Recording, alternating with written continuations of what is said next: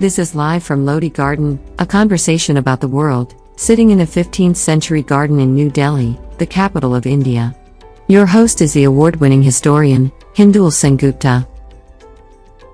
Hello, this is live from Lodi Garden. I'm Hindol Sengupta. You would be wondering, we're of course not in Lodi Garden, but the Delhi summer is here and it is brutal. Therefore, when I asked Ambassador Prabhat Shukla where he would talk to us, he very kindly offered this beautiful, beautiful room in his home, away from the heat of the Garden of Lodi Gardens. But this show is still called Live from Lodi Garden. Prabhat Shukla is very well known, not least because he has been diplomatic advisor to 3 prime ministers in India and also a man in Russia. So there's a wide-ranging conversation that I want to have with Ambassador Shukla. But first, let me welcome him. Ambassador Shukla, thanks very much for joining me on this program. Thanks for inviting me. It's a pleasure. I want to begin by asking you, Ambassador, the first question, of course, is Russia. India's reaction to the war between Russia and Ukraine has been debated, deliberated, there are all kinds of opinion about it. Take us through your understanding of what India's response has been and how Indians and indeed the West should understand India's response. Oh, how much time do I have? All day, sir. All right. Okay. I'll take you back to a speech by Winston Churchill, which everyone talks about, but very few have really read. That's that famous riddle, mystery, enigma about the Russians. He didn't stop there. It's not that he said it's a riddle, mystery, enigma, so there's nothing more that you can do with it. No. He went on to say that there is a key to understanding what they do. And that key is national interest. And in that speech, he identifies 2 areas which are primary foci of Russian interests, the Balkans and the Black Sea. Now, if you look at the situation today, they have effectively lost the Balkans. It has been shattered. Serbian power is almost completely broken. There is a little resistance still, but let's see how that evolves. But effectively, it is now NATO-controlled territory. The Black Sea, now, if you look at the map, all the countries there are now on the western and southern coast are all NATO members. Turkey, Romania, Bulgaria. If you add Ukraine and Georgia, which are candidates, and they have both been listed as candidates since 2008, then the Black Sea becomes an American lake. And the Black Sea is the key to Russian regional power, both in Southern Europe and in the Middle East. So you take them out of the Black Sea, they become a regional local power. Now, the mistress of the Black Sea is Crimea, which is why Crimea has been the focus since 2014. And as soon as they got a chance, they pulled Crimea out of Ukraine and brought it under Russian control, which, by the way, is not unfair because it has been Russian territory for 300 years. And, it's one thing to transfer one province from one republic to another under one sovereignty, like Khrushchev did in 1954. But when that sovereignty dissolves and that province, which is vital to Russian interests, goes to another sovereignty, it becomes a problem. So they've been arguing about it since 1992. And the Russian thinking is pretty clear. They wanted their naval base in Sevastopol to be preserved. So they did a number of deals, including one which allowed them to stay there till 2042. And then, of course, the whole thing got negated. Now, this is the problem. So as soon as they got the 2014 upheaval, they brought it into Russian sovereignty, and they have made Sevastopol what we would call a union territory. They call it a federally administered territory. So Sevastopol is now directly ruled from Moscow. That's because that's where the naval base is. And that naval base is vital to them. The Black Sea is vital to them. So this is the backdrop against which one has to understand everything that they are doing. They wanted to build a land corridor. You see, Russia traditionally has been a land power. They have built up a navy under the Soviet Union post Second World War, but essentially they are a land power, and they're never very comfortable until they have land links to all the territories that they claim. Hence, this was their real game plan. And if you read what has been going on since 2021 on the western side, they have been focusing on Crimea itself. So there was that Crimea platform in 2021 and speeches by Western and Ukrainian leaders. We're going to take back Crimea and so on. My capsule summary for all this has been there was very genuine provocation, but an overreaction from the Russian side. I think the overreaction consisted in his strategy to, as he said, to denazify and demilitarize Ukraine. That, I think, was a bridge too far. And you saw how the attempt on Kiev failed. Now we are in a sort of stalemate. There's a counteroffensive going on. And I think the resistance is strong on both sides. Both sides feel very strongly about the terrain that they are fighting over. So we have to wait and see how it all pans out. As far as India is concerned, if you have this background, you cannot but realize that there is enough blame to go around on both sides. So it's idle for one side to pretend that they are the good guys and the other side is the bad guys. And therefore, I think, all things considered, not least the fact that Ukraine's foreign policy from 1993 onwards has been unfriendly towards India. Putting all this together, I think this was absolutely the logical thing for us to do. Criticism has continued. Of course, criticism was very sharp at one point. It has got a little more muted. But criticism has continued about India not following what is, commonly called in the Western press a value-based approach, so to speak. Now, of course, one recognizes that terms like value-based are sort of loaded with hypocrisies at various levels. But take us through what this value-based approach is all about, and whether India's response follows or does not follow or contradicts this value-based approach, and if it contradicts, what kind of impact it has in for India's ties with the United States going forward. See, the second part is much easier to answer. Yes. There is no such issue as a value-based here. As I've just described, there are no good guys, no bad guys in this struggle. There are plain great power interests that are clashing, and we have, as I said, we have our own issues with Ukraine. On the other side, we have a very long-standing relationship with Russia. Sure, you can argue about who's more democratic, who's less democratic, and again today the way things are evolving in the West, it's very hard to talk about values, and so and I don't think they seriously believe that anybody is defending values over here. It's plain geopolitics, geostrategic issues.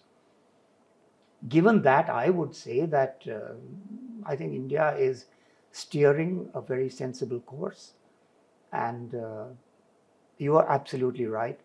The criticism is getting muted a little as people understand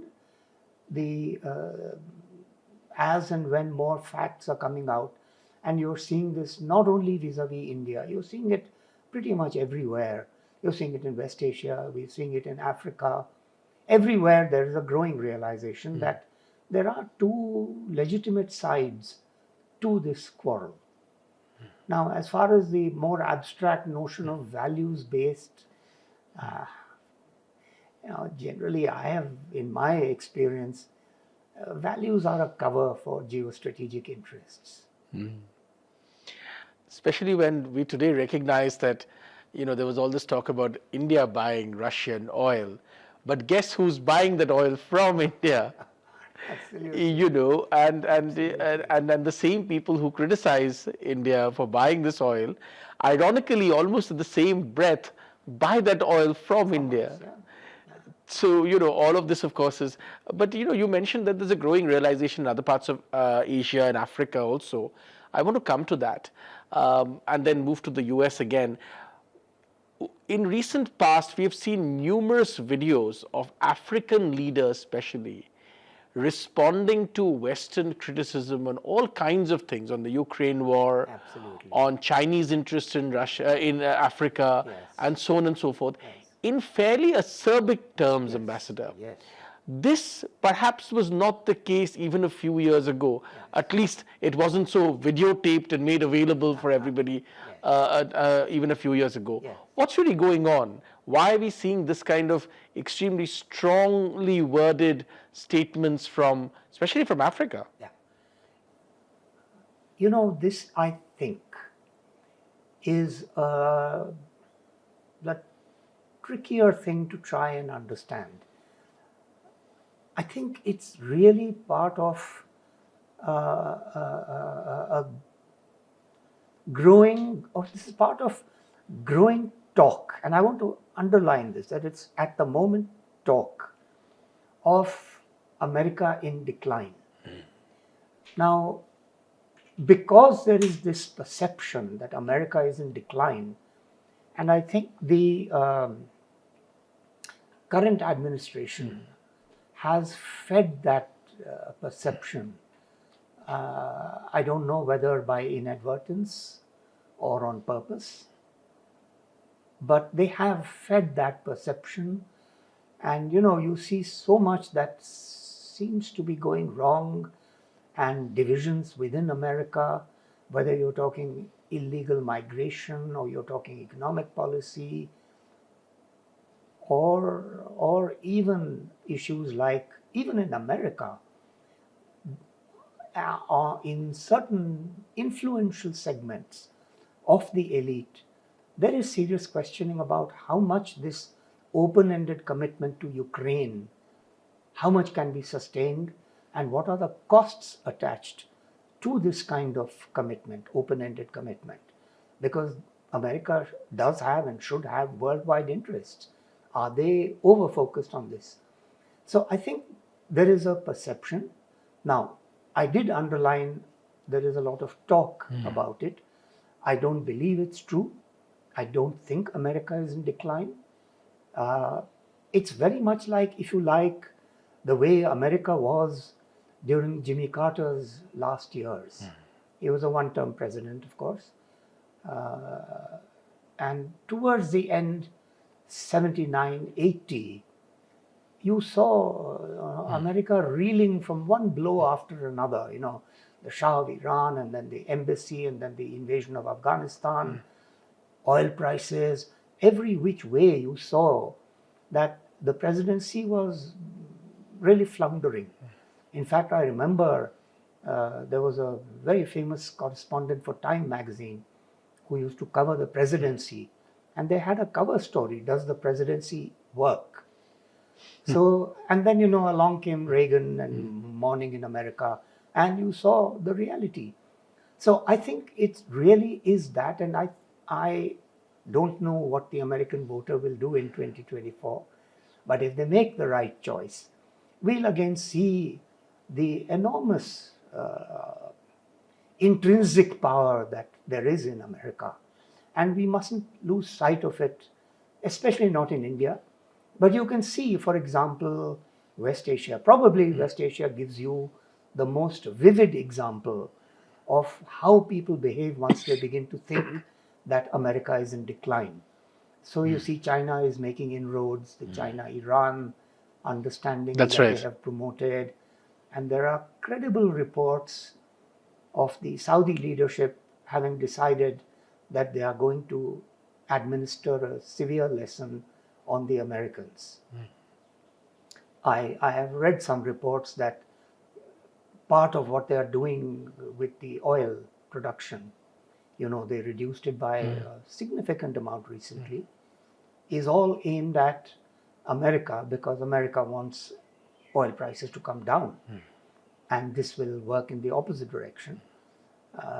And again, it's because, candidate Biden called Saudi Arabia a pariah and said, I'm going to make them a pariah in the world, and so on.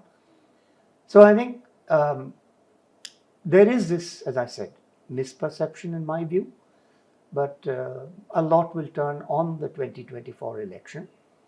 A lot will turn on our 2024 election as well. But I think I am hopeful, and I would, as many people have said before, never bet against America. I want to come to America in one moment, but this sort of acerbic comments is also coming against the UK, for instance. Yes. British journalists, other commentators who sort of who land in Africa and other parts of Asia to ask quote-unquote tough questions, get extremely strong responses back. Yes. What's happening there in your mind? Britain is a different kettle of fish.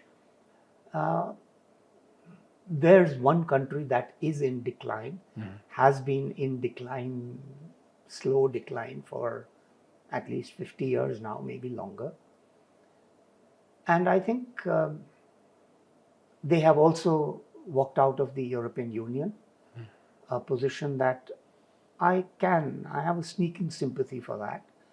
But it has left them isolated, because the Americans are not giving them the kind of backing and support that one would expect from what's called a special relationship. But on the Democratic side, it has never really been that special. Starting from Truman, Kennedy, yes, but otherwise, no. You remember what Obama did first thing, taking over the presidency. He removed the bust of Churchill that used to sit in the Oval Office. So on the Democratic side, they have been much less committed to the special relationship. And you noticed when Biden went to Ireland, he didn't visit the mainland of the UK. He stayed in Northern Ireland and then the Republic and back. And all he had was a desk meeting with Rishi Sunak. So, and at the same time, he very powerfully stressed the Good Friday Agreement, which is standing in the way of what Britain wants to do with Northern Ireland. So, at the moment, I think Britain is more isolated than it usually has been. And that is why I think they are looking around in the English-speaking world, minus America, for special relations to be established or revitalized, whether it's Australia or India or Canada. So I think that is, here there is a question of a genuine, I think, correct reading that Britain is not so influential and they don't really need to take their advice and sermons and hectoring very seriously. Let's come to America. You mentioned a little while ago that contrary to, bluster in the press and so on and so forth, in fact, India's relationship with America is not only important and becoming more important, it's also deepening in ways and shapes and means that one wouldn't have thought of even a few years ago. When the Indian Prime Minister travels to America in a few days, there is talk of a major defense deal between the two countries. Take us through your understanding of what's happening between India and America at the moment. I think at a fundamental level, American policy in Asia has one dilemma which they seem to have found a solution for, but it's not one that is workable with India. Now, what is that dilemma? That dilemma is that they want an India which is strong enough to be a counterweight to China in the Western Pacific and the Indo-Pacific region more generally. But they don't want an India that is strong enough to cause concern in Rawalpindi. Now, if you put it to them, they will hotly deny it, but this is the truth. How do I know this?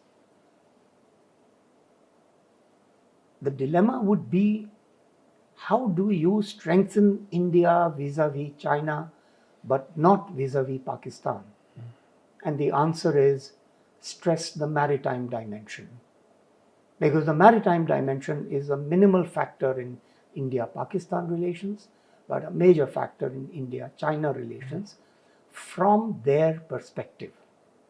And that's what I meant, that it's not something that they will find too many takers for in India. So what happens?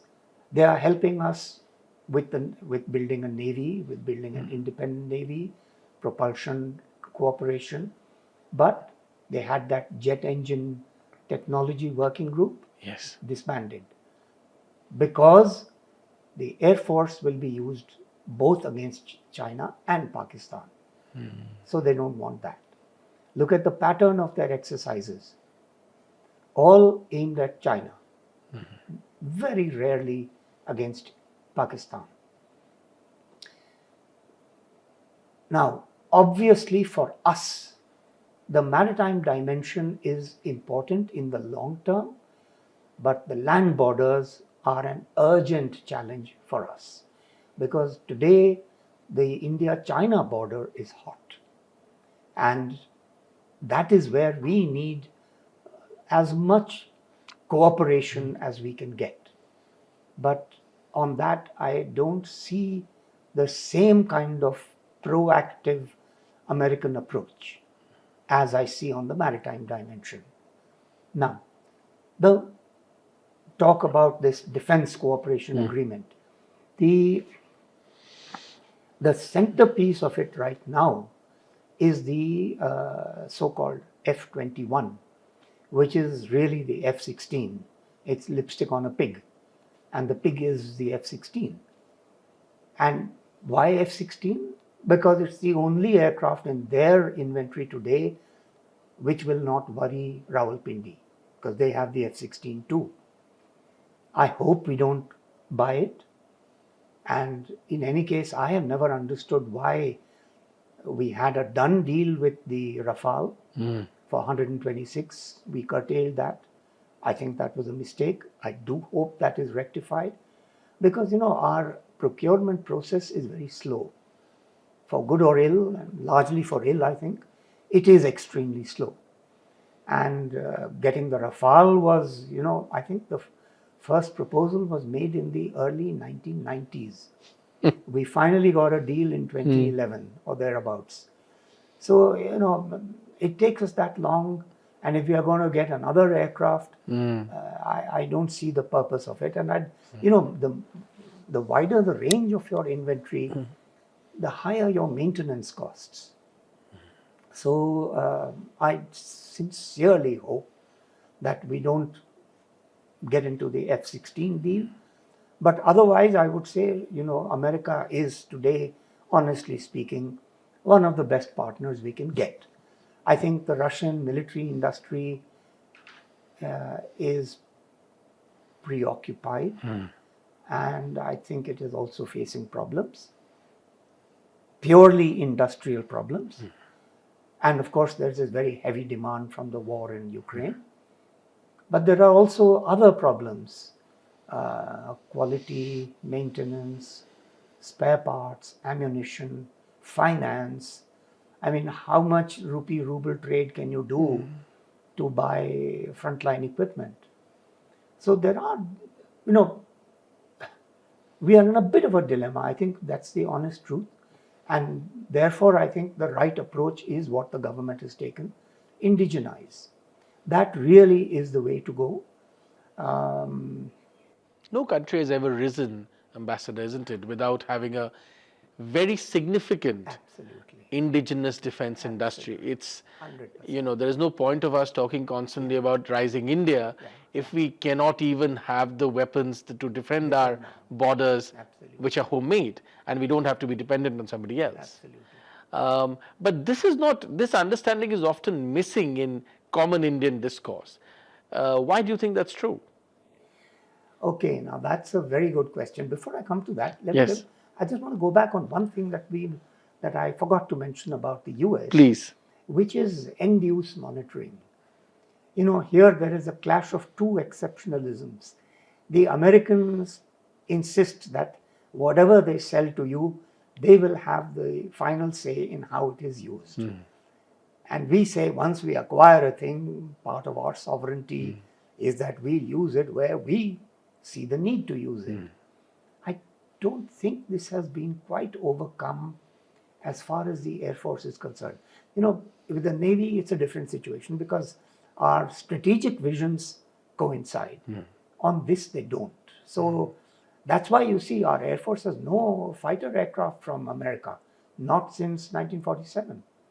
It's not that they were not on offer. It's not that on other occasions we did not look for them, but it has never worked out. So with that, now we come to... But let's stay with America for a moment, sir. We'll come to, because I want to ask you, because you mentioned this, and it occurred to me because you said there was a collision of exceptionalism, so to speak. There is another kind of exceptionalism brewing in America, Ambassador. Some people call it, value-based. Some people call it the woke, mentality. There are all kinds of words that are used. But that is creeping, what always, even a few years ago, was thought of as a fringe something happening on college campuses, has now become central in many ways or is becoming central in the policy administration and application in America. How do you see that impact, relations with America? Because, if this kind of pressure is put, and there are these factions in America have very clear vision on who's democratically going up, who's backsliding, all kinds of things. This seems to have a direct impact on conversations today. Where do you see, or how do you see that manifest in the future? No, you raised a very vital point. It's absolutely true. This whole woke agenda is toxic. That's the honest truth. I mean, I remember watching the confirmation hearings of a Supreme Court justice, the last one to be nominated by Biden. And the senators asked her, can you tell us what a woman is? And she wouldn't answer. So, yeah, you're right. I mean, I think they have gone too far. And one can only hope that sanity will prevail in the end. At the moment, all I would say is that so far, their role is only to provide pinpricks. They have, like they say, freedom of the press, 162 in the world. I mean, excuse me. Yeah, on some rankings, we are below Afghanistan, we are below... Absolutely. So this is insanity. So, I remember this, the National Security Council spokesperson was asked, and he said, no, India is a vibrant democracy. We have absolutely no hesitation in saying so. The questioner had hinted that, India is, as you said, backsliding and so on. It's pure junk. So I think if the policy-making circles, they do understand that. So far it isn't influencing decision-making. But if this trend grows and grows stronger, then it could lead to trouble in future. Let's come to the point about how in India, this understanding that the fundamentally a rising nation must have under its control indigenous production of armaments. Right. And that's a vital clause, is not widely understood. Yes. Why is it not widely understood? Right. Now, that's a very good question. My view is that a lot of how a nation conducts itself turns on how it becomes an independent entity. So you can take this back to 1492 and the Spanish conquistador, and you see how they reacted when they became independent. You know, there was a strong Catholic assertion and a strong nationalist assertion. In more recent times, the contrast is really strong. The way the Chinese Communist Party came to power and the way the Indian National Congress came to power. Rightly or wrongly, we believe that we spun the charkha and drove out the mightiest empire. I think there is some truth to it, but that's not the whole truth. And that is, if you like, the reason that we have this approach that we don't need to be a strong military power, which flies in the face of our history of the last 1,000 years. Sone ki chidiya, but what happened to that golden bird? Correct. It got invaded, subjugated, humiliated again and again. But that's not part of our historical consciousness. So we believe that by non-violent means we drove out the mightiest empire. So we can continue to do the same with the rest of the world. We'll be the moral voice of the world community. The Chinese have no such illusions. They knew they fought their way to the top, and they fight their way today. So I think that is, to my mind, a satisfactory explanation for why we are so reluctant to understand that military power is still the currency of international affairs. Tell us, Ambassador, some people believe that this entire idea of Gandhian non-violence has been useful or was useful to us even in our foreign policy interactions at one point. At some point, it was useful to project a particular image of India. Perhaps in the Nehruvian era and so on and so forth, when we were claiming to be, in a sense, the leader of the non-aligned movement and so on and so forth. But certainly, perhaps that usefulness is past its sell-by date for India as a rising nation. But there are people who insist on holding on to that idea. In fact, the second part of my question is, we seem to be one of the rare countries where there is no consensus that were the opportunity to arise, and indeed the opportunity has arisen today, India ought to be a rising power. There does not seem to be a consensus in our elite about this basic fact. How do you see these things? Right. Part one. We did, you're right, under Nehru, we positioned ourselves as the moral leader of the world. But I think 1962 was a very bitter lesson, even for Nehru himself. And if you read the letters that he was writing from October 1962 onwards, all the way till the ceasefire in late November, both to the Soviet leaders, which I read on the files, and to the American leaders, which I've read in the US archives, he shed all this claptrap about non-alignment and ahimsa and all. In fact, Kennedy wrote to him, and he said that these noble principles apply only when both sides accept them. And it struck me as odd that, a young president in America understood this instinctively, whereas our man who had been through it all and was so much more experienced had to be told that this works only when both sides accept it. And we see it today again in the case of the Dalai Lama.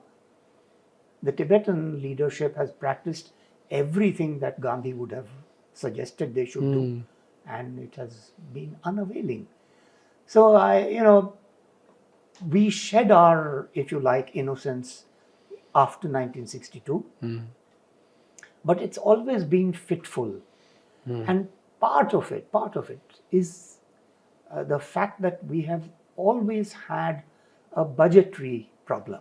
Yes. So even when, say, a leader like Indiraji understood the influence of power and used it very effectively, even she couldn't go beyond a certain level in even by borrowed feathers, becoming a powerful enough military power, because there was a budgetary constraint on us.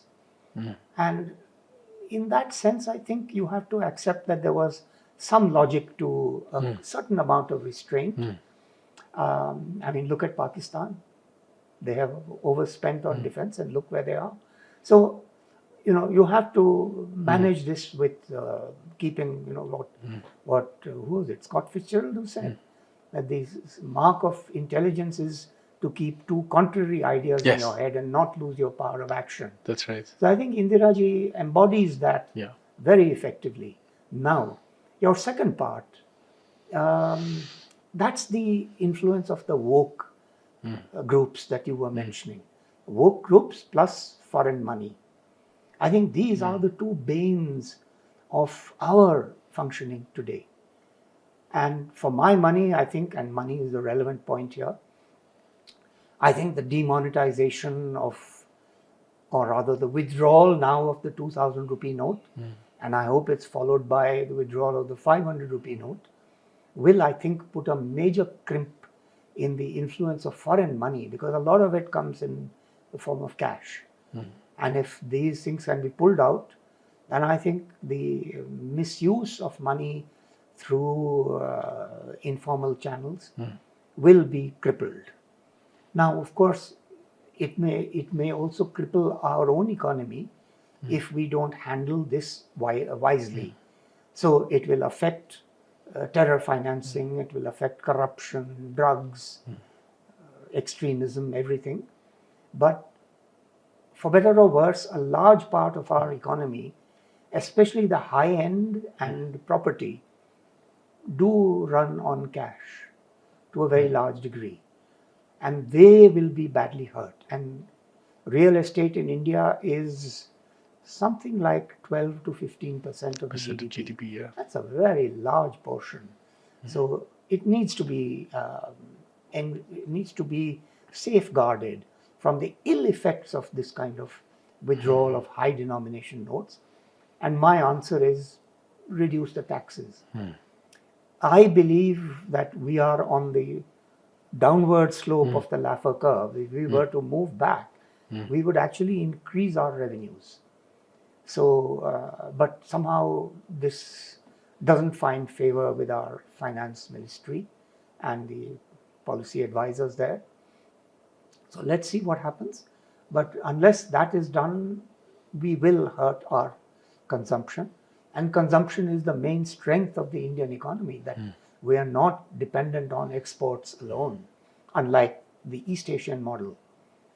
But there again, you come to the third part, which is that if you are not going to raise tariffs at the same time, instead of stimulating the Indian property sector and the Indian economy, you will stimulate the Chinese economy, and you don't want to do that.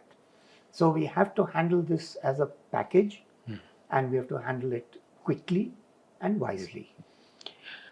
This is the perfect point to segue into the discussion on China, because report after report talks about how a combination of nefarious activity in China and in Pakistan provide the the sort of supply side,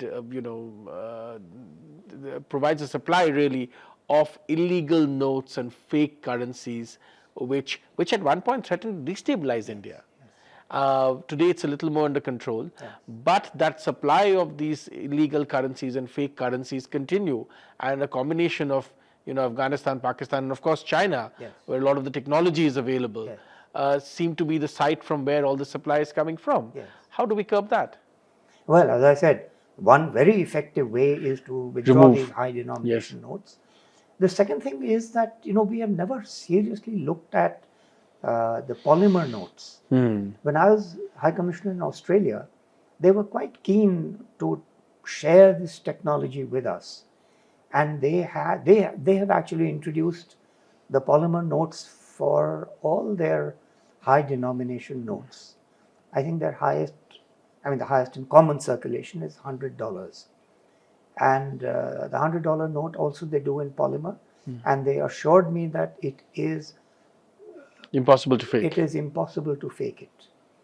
So I think that would be an excellent thing to do after withdrawing the 2000, and let's watch how the 500 works. If it doesn't stop the counterfeiting and the financing of all these wrongful activities, maybe we could think of withdrawing it. And certainly we should be introducing the polymer note for 200 rupee notes. I think that will keep us well prepared for any contingency that may arise. Let's talk about China. That we are locked in an unending battle in the Himalayas is well known, that we have all kinds of, permutations and combinations, including building a new naval base in the Nicobar Islands to counter China in the high seas is well known. Talk to me a little bit about what's happening inside China, because increasingly there are voices that suggest that no matter how powerful Xi Jinping looks from the outside, Chinese society itself is going through tremendous transformation, and the Chinese Communist Party is nowhere close to as much in control of that society as it used to be perhaps even a decade ago. You're a man after my heart. I think by 2015, I had advanced the hypothesis that the PLA is out of control. That as far as India is concerned, it's the PLA that is controlling policy. Yeah. And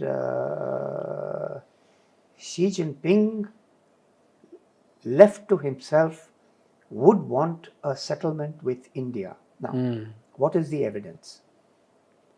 When he came here in September 2014, he made a statement which really caught my attention.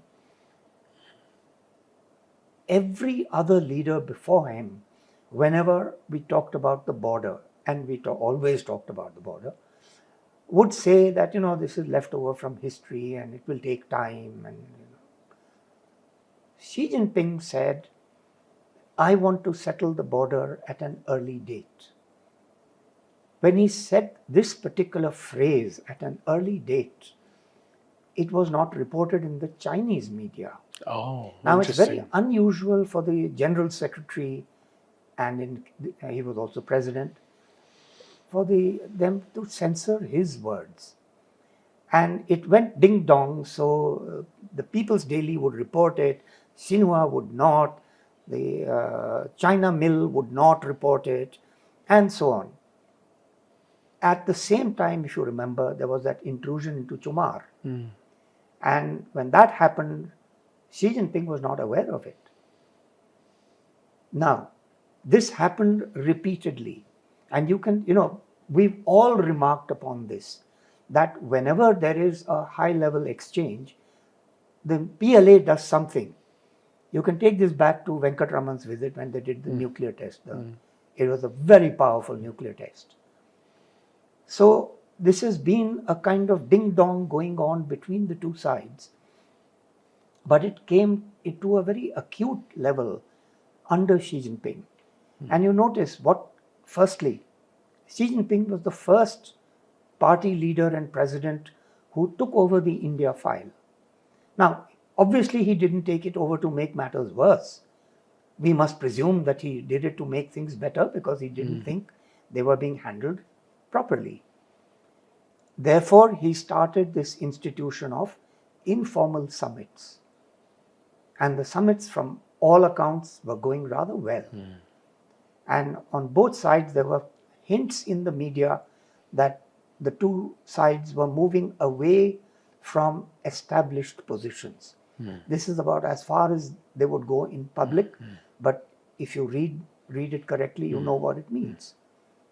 After the second informal summit, there were swift changes in the composition of the Western Theatre Command, which is the one that controls the India-China border now, all of it. Earlier it was split into two, now it's become one. They launched Galwan. And it was all done under, of course, the commanding general, but they brought in a new person, Xu Jiling, as the commander of the ground forces in the Western Theatre Command. To my mind, he is the linchpin of what happened in Galwan. And there was a rapid turnover in the commanding general of the Western Theatre Command after 2018. 4 of them, today we are on the 4th, and it's very rare in the Chinese system for a person to be moved out that fast. And Xu Jiling briefly served as the commanding general. He's now in China, what we call 4-star, they call 3-star. Their generals bear 3 stars. He was a 3-star general, and he served as the commander of the Western Theatre Command and was moved out in 2 months. Very unusual in their system. But again, he was given a soft landing. So he became the deputy director of their Joint Staff Department.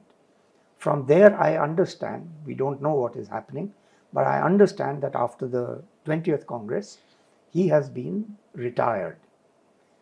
He's only 61 years old. A 3-star general retires at 65. So we are still not clear what's going on between Xi Jinping and the PLA. But that ding-dong continues.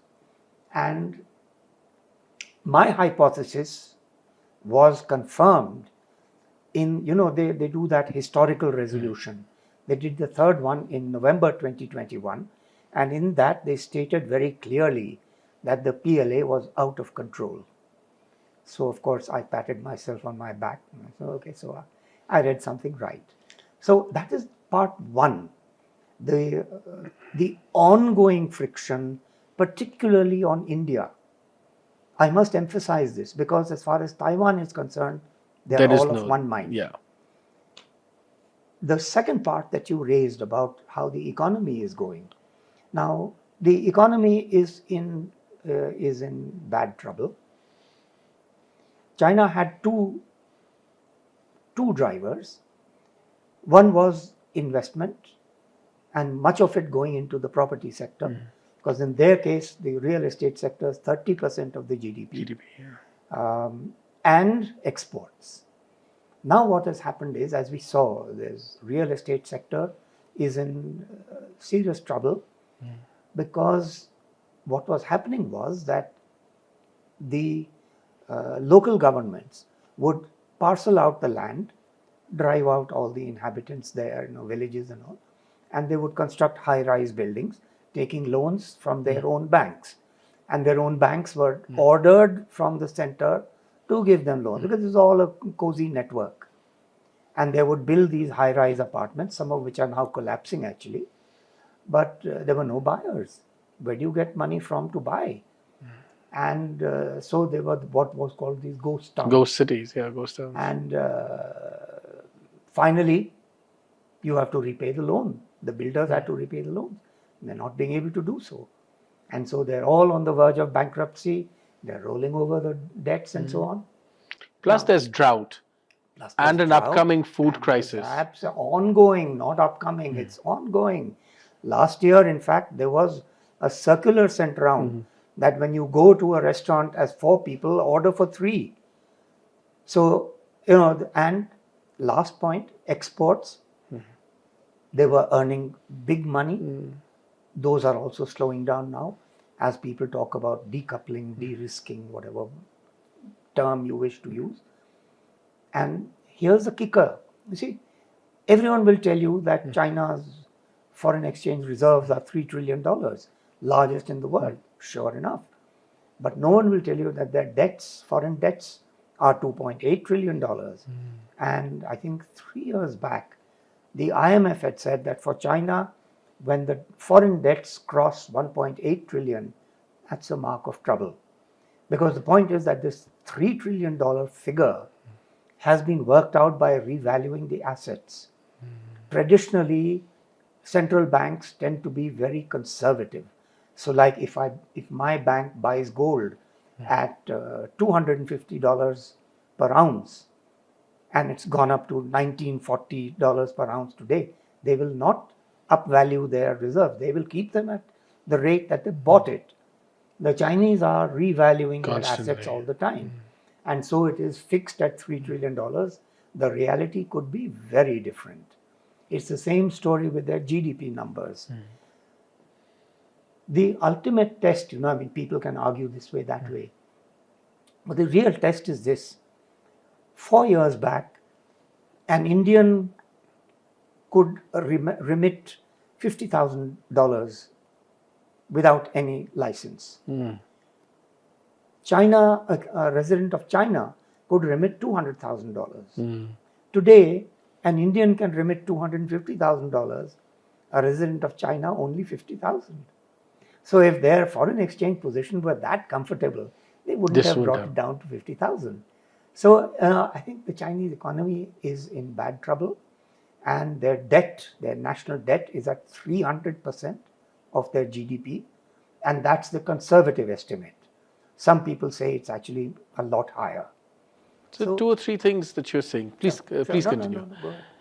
Number one, you really explained how actually, quite like in Pakistan, in China, the political administration, at least on the India question, might be at odds with the Chinese army. Absolutely. I would say is at odds, but if you're more comfortable, but that's fine. This actually is never discussed in India. Yes, I know. In all of Indian analysis, the analysis is always very centralized now on the figure of Xi Jinping. I know. And, the party. But that the party is in opposition, in a sense, or Xi Jinping is in opposition with the Chinese army, especially on the India question, never appears not only in the Indian press, but rarely appears in the Western press. Absolutely. Why do you think that's true? I was a young undersecretary in Delhi in 1981 when I first advanced the hypothesis that Germany would be reunited soon.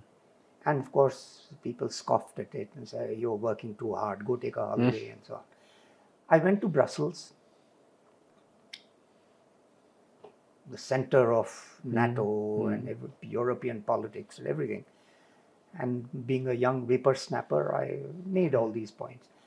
And the most strenuous objectors were the Germans. They would say, no, this is not going to happen. And lo and behold, it happened. In late 1988, I advanced the hypothesis that the Soviet Union was going to collapse. And of course, the same reaction, come on, be serious, this can't happen. And lo and behold. So, first point, I'm quite used to being in a minority of one. And so far, developments have been kind to me. So I'm okay with this. Secondly, I am looking at the facts. Yes. And where the facts take me, I go boldly forth. Fair enough. I don't care that, 10,000 experts are not saying it. Well, too bad. The net result is that those 10,000 experts will say, oh, no one saw it coming. So I'm quite used to being no one, and that's all right. But when it happens, they will all say, yes, of course. Because this actually, Ambassador, throws new light on understanding what's going on between India and China. Absolutely. It throws new light on understanding what's happening on our Himalayan borders. Absolutely. All of this, your analysis completely encourages us to re-examine many of the tropes that are being fed to us every day via the media. 100%. And look, if you just go by the evidence, it is incontrovertible. I'll tell you another thing that really struck me. I'm talking PLA and Xi Jinping. That's right. But if you remember, there was that Doklam standoff. Yes. Now, how do you think that ended? Xi Jinping sacked the 2 top PLA generals sitting in the Central Military Commission, the Chief of Joint Staff and the Chief of Political Work Department. Both of them were sacked, and the deal was done. Again, very few have talked about it. 1 or 2 have. Yes. I have spoken to them. They have been good enough to write about it. What happened after that? There was a BRICS meeting in Xiamen, and the communique that was put out named the Pakistan-based terrorist organizations. Now, there's a very active scholar in the Chinese system on South Asia. He's the sort of anchor of the think tank community on South Asia. He actually criticized Xi Jinping by name. And I mean, I'm getting all of this from the Chinese media. One of the things I decided very early is that I'm not going to depend on what the American media say or our media say or even the Russian media. By the way, they're saying remarkable things. Pravda today is saying things that are absolutely off the charts. But anyway, that's a later discussion. Yes, we'll come to that in just a moment. Yes. All right. Yeah. So this gentleman actually criticized Xi Jinping for naming the Pakistan-based terrorist tanzeems. And I'm thinking, my God, what's going on? Furthermore, again, very few have written or talked about it. If you remember, under Trump, they were imposing high tariffs on Chinese imports. That's right. And so they had a long discussion between, forgetting his name, Lighthizer on the American side and Liu He on the Chinese side. They worked out a document in January 2020 or maybe 2019, one of the 2 years, I think 2020. This was presented to the full Politburo, 25 members of the Politburo, and they threw it out. They said these terms are not acceptable. So, you actually see that on a number of critical issues. Now, this again was critical for Xi Jinping, and he couldn't carry the Politburo with him. So, you're actually telling us, very interestingly, almost reverse of the common understanding of what's going on in China. The common understanding is Xi Jinping has consolidated power in a manner never seen after Mao. He's completely in charge, and in fact, he's managed to remove all his detractors and consolidated power not just upon his position, but upon his self, so to speak.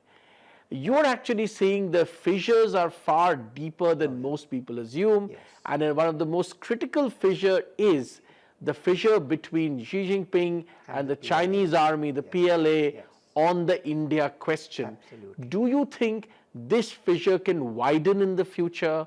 And do you think, in Pakistan, we always tend to, ask the question, what if? What if the, army makes another move, so to speak, towards power? Do you think something like that could happen in China? My reading is that at the moment, okay, I'll come to that in a minute. Let me just deal with this thing about Xi Jinping being the most powerful man since Mao Zedong. It's important to draw a distinction, and that is how I explain it to myself. He has all the trappings of power. He has all the positions that he aspires to. But there is a policy struggle that is going on. He is not able to carry his colleagues on policy matters. And this, I have taken my analysis up to the 20th Congress. Now, various things happened at the 20th Congress. You remember how Hu Jintao was put out and so on. So I haven't yet assimilated all of that. But I'm saying that up until that point, on policy matters, he was not fully in charge and he was facing resistance, in fact, successful resistance. So far as the PLA is concerned, the evidence is mixed. The retirement of Xu Jiling, for example, is a plus for Xi Jinping. But the flip side is that, what he did with his root and branch reform 2015 was to seek to reduce the influence and power of the ground forces, what you call the PLA army.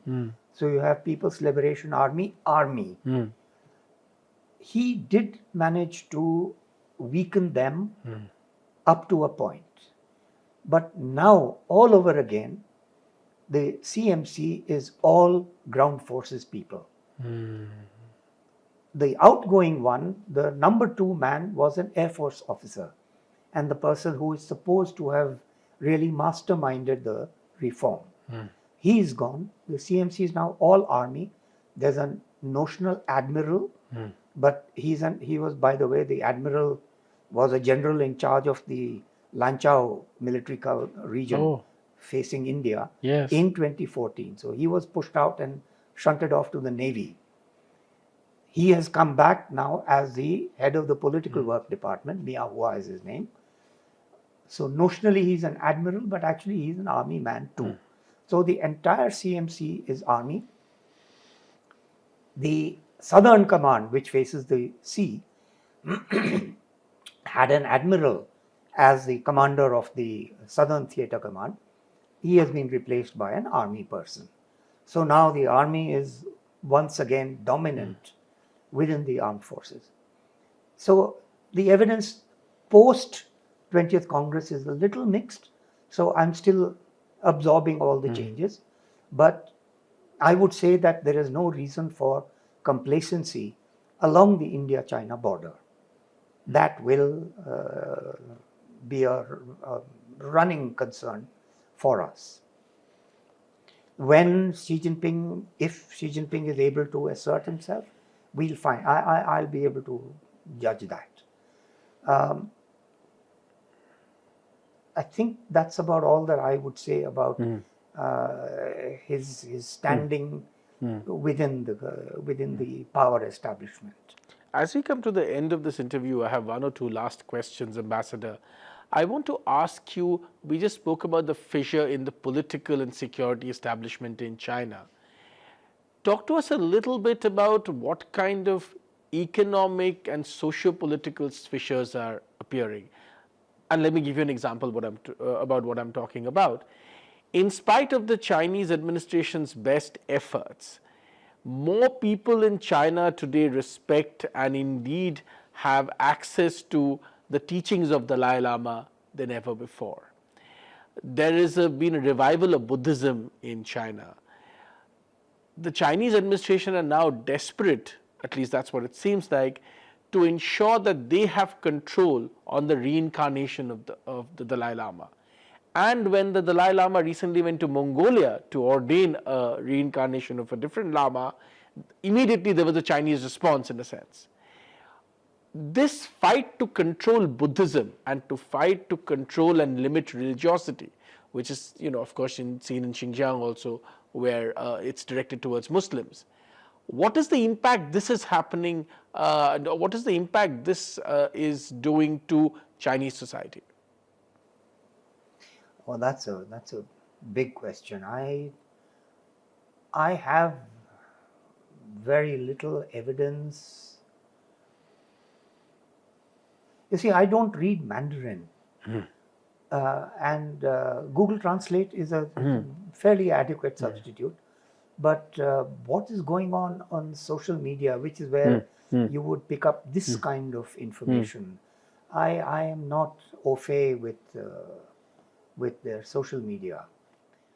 Tell us a little bit about Buddhism then. I can only say that this, yes, exactly, this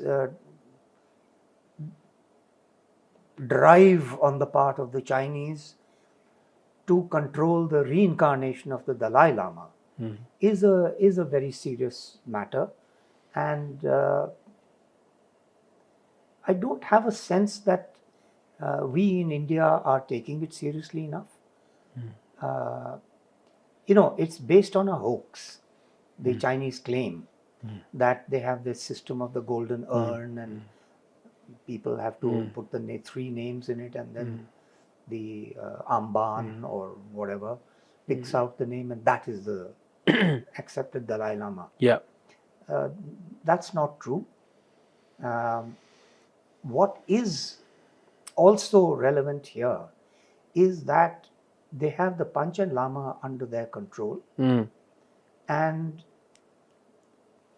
the 17th Karmapa is a very intriguing figure. I don't know which side he is on. Sort of moves here. I know he has fled from Tibet and he came to India. After that, A, there's very little, and B, those 4 regents who were in charge after the 16th Karmapa's death, they had a major difference on who the successor should be. So I was in PMO when all of this was going on, and I asked His Holiness. He had come, dropped in on me. He'd come to meet PM, and on his way out, he just did me the courtesy of dropping in. And I had asked him, there are these conflicting views. How does one judge? So he said, no, this is a genuine case, and he has genuinely fled from Tibet. There really, you should have no concerns about that. So, when he says it, you take it under advisement. And that is where I am. But I think we need to push back on that. For example, a question which the Tibetan establishment in Dharamshala, and I would say even someone in government of India at the level of, the Joint Secretary XP or something, should ask, does the Communist Party believe in reincarnation? Even if they say that this started in 1793 and the emperor did it. Well, the emperors did believe in reincarnation. But does the Central Committee believe in reincarnation? Let them clarify their stand. So I think we should be doing a little more to raise these kind of doubts. As it happens, I see that the Tibetan establishment has made it clear that China will have no role in choosing the reincarnation. But you saw what happened. There were 2 Panchen Lamas. Yeah. And one has more or less been forced underground. Yeah. Not by us, not by the free world, but by the Chinese. So that is the sort of thing that I'm apprehensive about. For the rest, I honestly don't have a sense of how a religious renewal of consciousness is playing in Chinese society. It's not showing up in any way. Fair enough. My last question then, Ambassador. There's increasing consensus, at least in reported material, that, well, India is now on the rise. Some people would argue that India has forever been on the rise and never quite risen. But that opinion is also changing increasingly as India becomes is on its way to becoming a $5 trillion economy, having crossed the 3 trillion mark, and so on and so forth. In your opinion, what are the 1 or 2 most critical things India should do as it moves towards becoming a 5 trillion and then hopefully a $10 trillion economy? Some people believe that once you get to $10 trillion, you in a sense cross a psychological or whatever word one wants to use, hurdle, and then it's very difficult to stop such a country. But till at that point, what should India do? Well, I think we have gone over that. Yes. I would recapitulate by saying, number 1, focus on defending ourselves. Yes. I think that is very important because we are going to face very serious military challenges. The second is taxation and tariffs. I think when we said in, 2006, I think in the budget, the finance minister said that we are going to align our tariffs with those of ASEAN. I think that was a mistake. So we have to be ready to raise tariffs because we have to keep out Chinese goods. Because, at a national level, so we're not talking about conglomerates like ASEAN or EU. At a national level, after the United States, The largest surplus that China has is with India. So, what are we feeding them for? And if it means we have to import from elsewhere, which is more expensive, or build at home, which is more expensive, whatever, it's a price worth paying. This is my view. So I would say taxes should be lowered, direct taxes, indirect taxes are more or less okay right now. Corporate taxes have been brought down, and tariffs. With these two things, and I think... and military. And the military, and a much heavier focus on infrastructure. Our physical infrastructure is still inadequate. Ports and roads have improved a lot, but electricity, for example, has not. When you want a company to come here and make semiconductors, you can't have electric fluctuations, you can't have power outages, you have to have a super clean atmosphere. That kind of thing, I don't think we have reached yet. So those are the kinds of things on which I think the government needs to focus. Otherwise, honestly, I think we're doing well.